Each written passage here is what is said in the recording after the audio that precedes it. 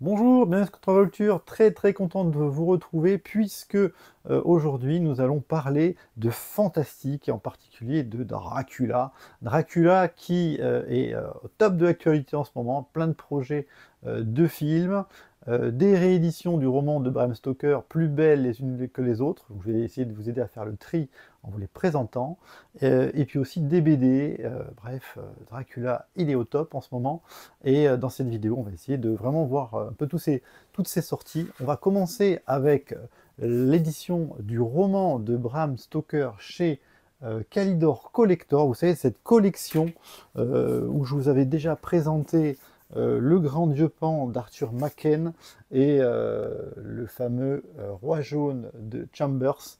Voilà, vraiment une superbe collection où il y a déjà 5 titres, je crois, de sortie. Et le dernier en date, 575 pages, 39 euros, donc illustré par Christian Kennel avec des illustrations très belles et une mise en page superbe de ce roman, vous voyez, tout en rouge et noir.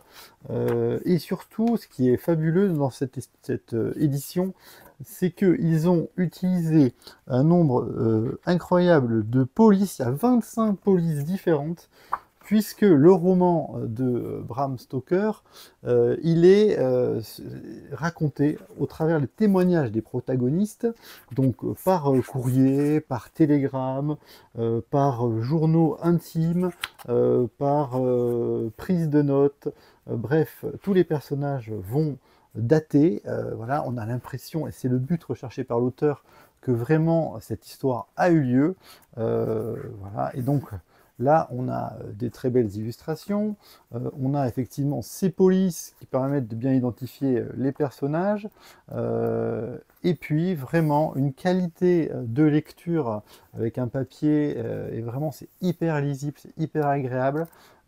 J'ai adoré. Alors Dracula, ça parle de quoi? Dracula, c'est l'histoire de Jonathan Harker qui est convié pour faire affaire, qui est envoyé par son patron pour aller traiter en Transylvanie avec un comte qui veut acheter eh bien des maisons et des terres en Angleterre. Et donc ce comte, il part dans un voyage qui vire un peu au fantastique. Plus il avance, plus les superstitions des paysans lui font peur.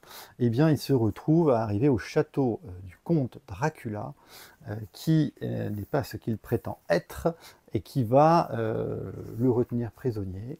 Donc il y a son journal intime, voilà, il raconte jour par jour ce qu'il vit et le fantastique qui arrive petit à petit.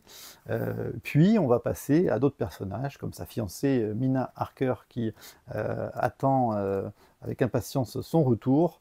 On a Mina, on a Lucie, son amie, avec qui elle entretient une correspondance. Et cette Lucie, elle a des prétendants, des amoureux, au nombre de 3, parce que c'est une très belle femme. Et donc le docteur Seward, elle a Quincy, qui est un... Alors, le docteur Seward, c'est un psychiatre qui traite des fous dans un asile, et du fameux patient Renfield, qui est un drôle de bonhomme qui a eu affaire à notre compte et qui est devenu complètement fou. On a Quincy, qui est un Américain texan un peu bourru, et Arthur Holmwood, qui est un noble qui est pris aussi d'elle. Donc ces garçons-là vont faire partie de l'aventure et vont essayer, par un concours de circonstances qu'on ne dévoilera pas, avec l'aide du fameux professeur Van Helsing, Abraham Van Helsing, qui est spécialiste de l'occulte et de ces phénomènes, ils vont essayer de se battre contre ce vampire qui a décidé de s'implanter en Angleterre. Donc c'est absolument, pour ceux qui ne l'ont pas lu et qui pensent connaître Dracula au travers des films de la Hammer, d'Universal, voilà, les vieux films avec le vampire, ou le remake de Coppola, par exemple, qui, on en parlera tout à l'heure, a changé bien l'histoire. Eh bien, on se rend compte que Dracula, c'est absolument un livre extraordinaire qu'il faut avoir impérativement lu si on aime le fantastique, parce que c'est un page-turner. On a vraiment, grâce à ces journaux intimes, on est plongé, grâce à ces correspondances, on est plongé dans ce qui se passe, et ça s'enchaîne de manière incroyable. il n'y a que des moments cultes et hyper prenants. Donc, quand Jonathan Harker est dans ce château surnaturel avec ses créatures, c'est terrifiant.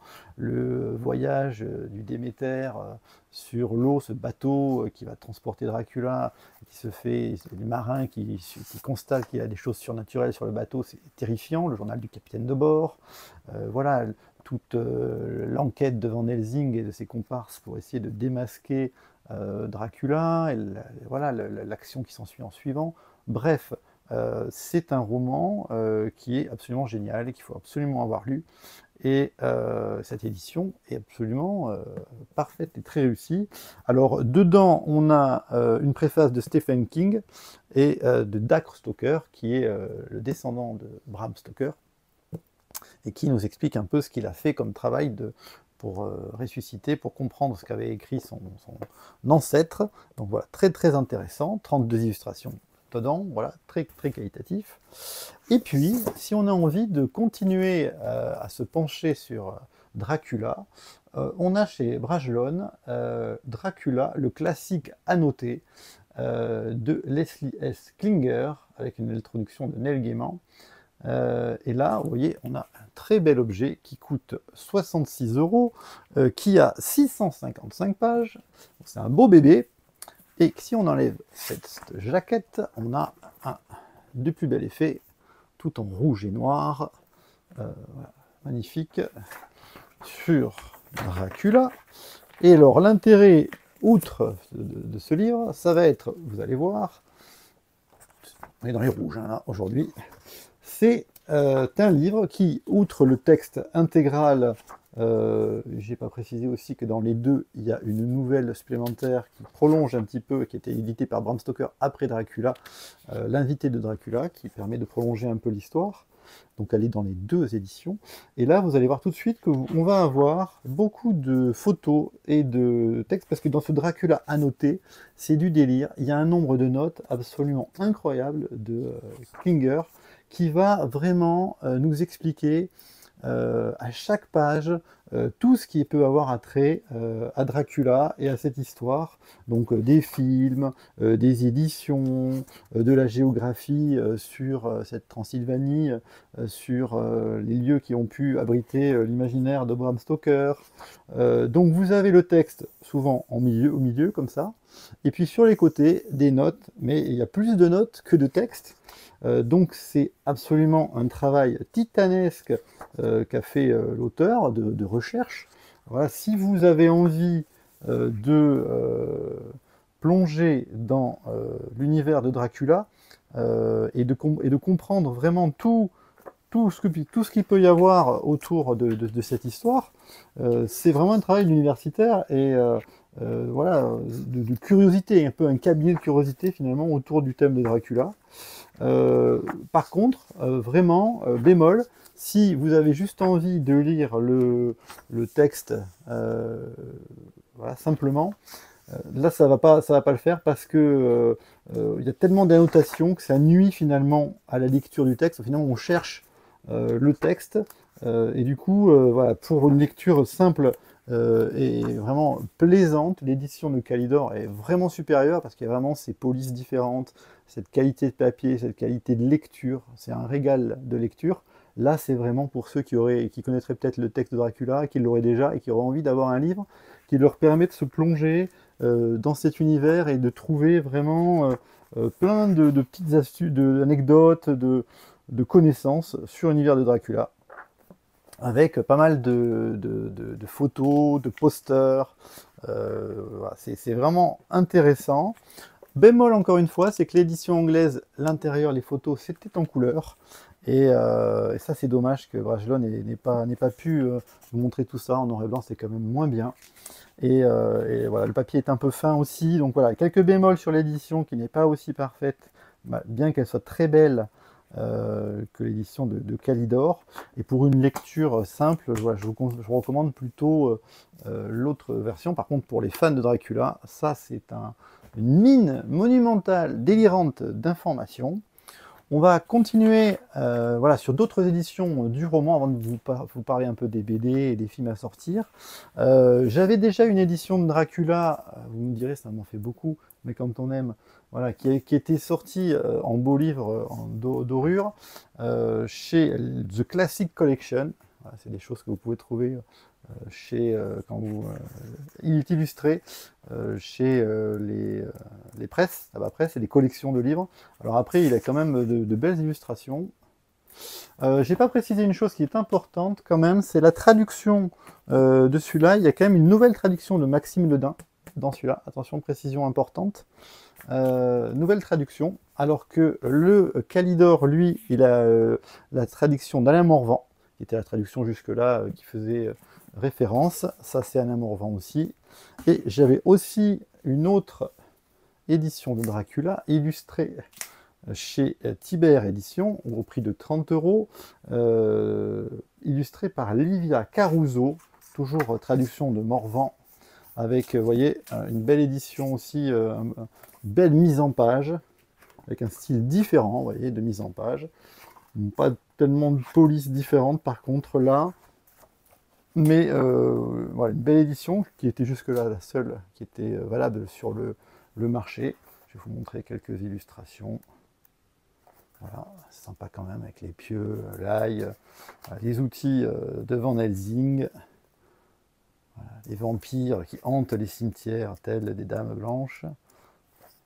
Les personnages, voilà, une belle édition aussi, qui faisait le taf, même si je trouve que l'édition de Calidor, pour l'instant, à mon humble avis, est la plus belle et la meilleure. Ensuite, je vais vous présenter les sorties en BD aussi. Nous avons Jeb Stenion 4, qui sort avec Martin Simmons, c'est tout chaud, Dracula, dans l'Universal Monster Univers, chez Urban. Dracula, là, c'est adapté du film de Browning, Todd Browning. Nous avons un Dracula, voilà, il nous explique en fait dans la préface, James Tynion, qu'il s'est servi du film de Todd Browning pour, voilà, qui est un film un peu ancien, des premiers films sur Dracula,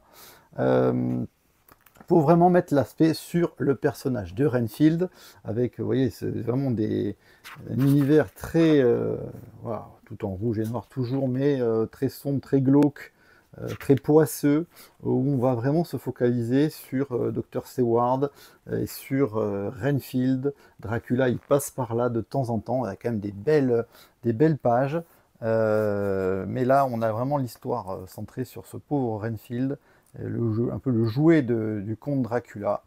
Voilà, une relecture intéressante et bien dessinée.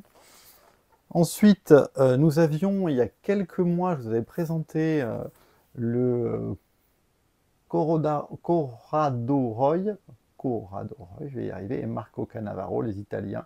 Dracula, l'Ordre du Dragon, chez Lo Scarabeo et Glénat. Voilà, on est dans les Italiens, dans un noir magnifique, un noir et blanc magnifique. Voilà, c'est Corrado Roy. C'était très très beau. Avec là, ce coup-ci, une relecture du livre. Voilà, on change l'histoire. La méchante devient Lucie. Dracula est combattu par un ordre qui veut avoir sa peau. Voilà, Dracula finalement n'est pas forcément le grand méchant de l'histoire. C'est Lucie, et on a des scènes absolument incroyables de noir et blanc, avec un côté voilà, très sensuel aussi. Voilà. Franchement, une histoire, voilà, une relecture complète du mythe de Dracula, mais avec surtout un dessin qui épate. Et puis à la fin, un petit retour sur l'œuvre de Bram Stoker et de ses adaptations. Voilà, Vampire, puisque ce roman n'est pas le premier, puisque Byron, le poète, aurait inspiré une histoire, Le Vampire, écrite par un de ses contemporains, qui voilà, lui aurait donné l'idée, en s'inspirant de ce personnage de Byron, pour faire Dracula. Et voilà, il y a eu plusieurs ouvrages avant Dracula. En BD, on continue à vous dire un peu quels sont les meilleurs livres sur Dracula. Pour moi, Alors, on va peut-être pas commencer par le meilleur. Bon, il y a des livres très sympas. Par exemple, il y a Requiem qui fait de Dracula son grand méchant, de Pat Mills et Olivier Ledroit, puisque dans ce monde de cet enfer, eh bien, Dracula, c'est le méchant des méchants, où il y a toutes les âmes damnées qui sont là. Et notre chevalier vampire, Requiem, va avoir affaire avec Dracula. Rien de moins que ça. Le dessin d'Olivier Ledroit, toujours épatant. Voilà. Le voilà, le Dracula en chef. Il y a la série en 4 tomes de Marini et Dufaux, Rapace, bien sûr, grand classique. Il y a, je pourrais aussi vous parler du Prince de la Nuit de Zwolf, qui est une grande série toujours en cours avec pas mal de tomes. Voilà, Rapace, c'était vraiment super aussi, sur visiter un peu le mythe du vampire. Mais pour moi, la BD qui rend le plus hommage au texte de Bram Stoker, c'est le Dracula de Georges Bess, chez Glénat, avec sa femme Pia Bess. C'est superbe. C'est déjà la BD la plus fidèle, même si l'auteur a lui aussi pris quelques libertés, en particulier sur la fin de l'histoire, le début et la fin, je dirais. Mais globalement, ça reste quand même assez noir et blanc, splendide, vraiment. Voilà, des pages incroyables de Jonathan Harker quand il arrive dans le château de Dracula au milieu des loups. Et ce conte vieillissant qui l'accueille, étrange. Voilà. Et vraiment, il a trouvé vraiment le graphisme, le ton, le thème. La BD est complète en un tome, elle fait plus de 200 pages, avec des magnifiques planches. Voilà, il avait fait Frankenstein, il a fait Notre-Dame de Paris. Oh, c'est vraiment le top du top de l'adaptation de toute cette collection. Elle est hyper réussie, hyper fidèle. La meilleure BD sur Dracula, sans souci. Si vous aimez, si vous avez envie de lire du livre de vampire, on ne peut pas passer à côté. Vous savez, j'adore Anne Rice. Entretien avec un vampire, Lestat le vampire, La Reine des damnés. Il y a eu beaucoup d'autres titres dans ces chroniques des vampires par Anne Rice, mais si vous devez n'en lire que 3, lisez les 3 premiers, pour moi c'est les meilleurs, ça fait une trilogie, c'est largement suffisant. Après je trouve que la série baisse quand même en qualité, mais les 3 sont vraiment parfaits. Donc cette trilogie de livres d'Anne Rice, on a des vampires modernes, elle a revisité complètement le thème. Il y avait un film avec Brad Pitt, Tom Cruise qui avait été fait par Neil Jordan, qui avait, à mon avis, pas rendu justice au livre.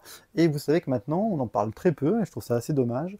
Il y a Interview with the Vampire sur Paramount+. Il y a 2 saisons qui sont disponibles. Là aussi, les auteurs de cette série télévisée ont pris des libertés en resituant l'action dans les années 50, on va dire. Voilà, c'est Louis et Lestat, ces personnages qui sont voilà, dans une époque un peu différente. Et puis il y a aussi, on les revoit à l'époque moderne. Donc il y a pas mal de jeux avec. Franchement, c'est quand même assez réussi. J'ai vu la première saison, il y a la 2e saison qui est disponible sur Paramount+. Les acteurs sont bons, on a l'acteur qui jouait dans le Trône de Fer. On a franchement des moyens, parce que les décors sont très beaux. Voilà, la mise en scène est très belle. Bon, c'est sanglant et violent à souhait, mais franchement, cette série est méconnue, je trouve, parce qu'elle passe sur une chaîne que peu de gens ont. Mais il faut vraiment aller jeter un coup d'œil. Ça vaut le coup pour les amateurs de ces livres. En sachant qu'en plus, Anne Rice, qui est malheureusement décédée, elle avait vendu tout son univers, donc l'Immortal Universe, à AMC. C'est ceux qui ont fait The Walking Dead en série. Et en fait, et Mad Men aussi, pas mal.